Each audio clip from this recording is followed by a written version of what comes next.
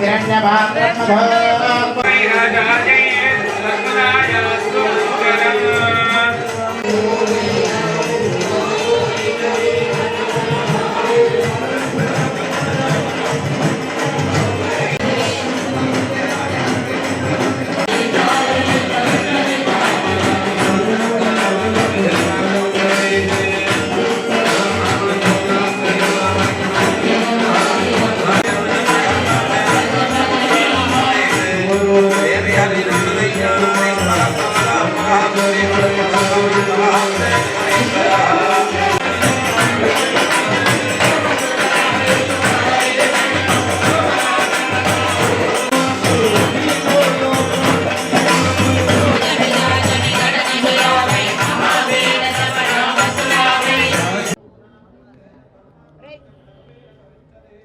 మొట్టమొదటి హనుమాన్ చాలీసా మన తిరుపతిలో ఇదిగో ఎదురుగా వెంకటేశ్వర స్వామి పాద సన్నిధిలో ఈ టీం వీళ్ళందరి పేర్లు నాకు తెలియకపోవచ్చు, కానీ అందులో శ్రీధర స్వామి గారి పేరు, ఇంకా కుట్రాలం స్వామి గారు, పెద్ద స్వామి గారు ఇక్కడే మన రాయల చెరువులో ఉంటారు. ఇంకా చాలామంది మఠాధిపతులు, పీఠాధిపతులు గొప్పవాడ సమక్షంలో హనుమాన్ చాలీసా మన తిరుపతి పట్టణంలో జరగడం అనేది మనందరికీ అదృష్టం. ఈరోజు నేనేం మాట్లాడినా అతిశయోక్తి అనుకుంటారు, కాదు. మనం ఈ మాత్రం భారతదేశంలో ధైర్యంగా మనం భరతమాత బిడ్డలం, భారతీయులం, హిందువులం అని చెప్పుకోవడానికి ఒక్క భారత ప్రధాని మోడీ గారు ఒక్కరే చాలు. ఆయన లేకపోతే ఈ పొజిషన్ ఉండేది కాదు.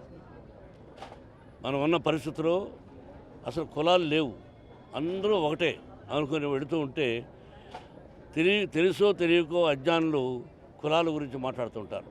కానీ మన భారత ప్రధాని ప్రతి ఒక్కరూ ఒకటే, మనకు కలిసి ఉండాలి అని చెప్పి ఇటువంటి ప్రోగ్రాములు అక్కడ అయోధ్య అదొక చరిత్ర.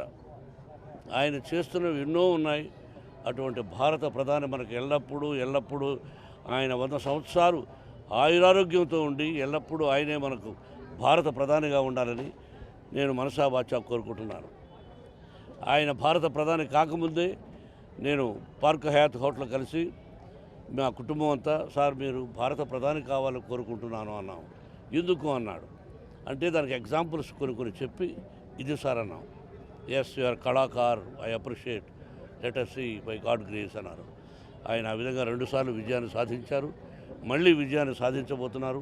ఇటువంటి ప్రోగ్రాములు మరెన్నో జరగాలని, భారతదేశం సుభిక్షంగా ఉండాలని హృదయపూర్వకంగా కోరుకుంటూ మకర సంక్రాంతి శుభాకాంక్షలు, కొత్త సంవత్సరం శుభాకాంక్షలు మీకు, మీ యాజమాన్యానికి కూడా, కార్మికులకు కూడా.